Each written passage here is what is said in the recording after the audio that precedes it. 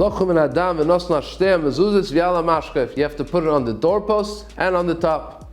When Moshe Rabbeinu tells this mitzvah to Klal Yisrael, he switches the order. Al hamashkef al shtei mezuzos. Ask Rav Moshe Sternbach, why is it that when HaKadosh Baruch Hu tells Moshe Rabbeinu, he says at first he talks about the doorposts on the right and the left, and then only afterwards on the top. And Moshe Rabbeinu switches the order, the opposite, first on the top and then on the doorpost.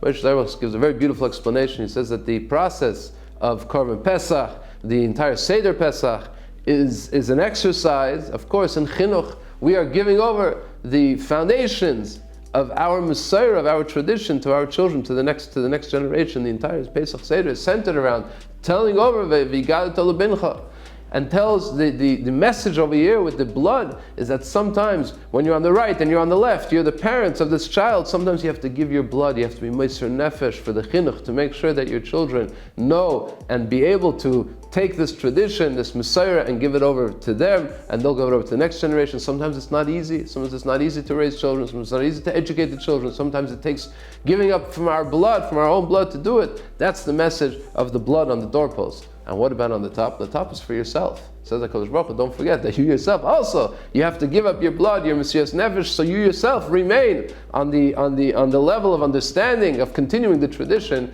and the Torah and the mitzvahs. So Moshe Rabbeinu, when he came to tell Klal Yisrael, he wanted to tell them this message, but he told them the opposite way.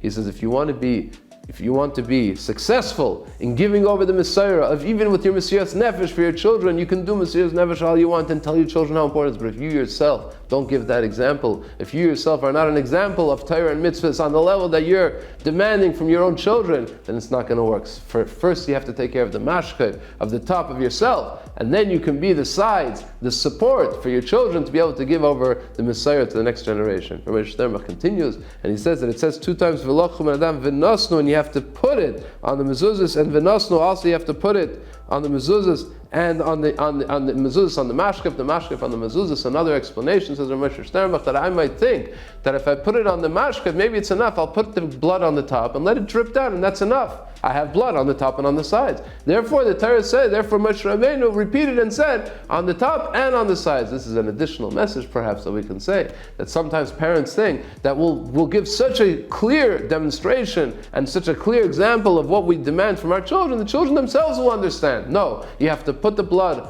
on yourself. You have to make sure that you're Meiser Nefesh for your own Yiddishkeit, for your own Torah and your own mitzvahs, for your own mitzvahs and your own limud Torah. But also you have to invest your energy, you have to invest your blood, at times Mesiras Nefesh, to make sure that your children have the maximum exposure and the possibility to take this Messiah to themselves and give it over further. Good Shabbos. Please don't forget to subscribe. You'll get the video every week by subscribing. Put a like. Thank you very much. Good Shabbos.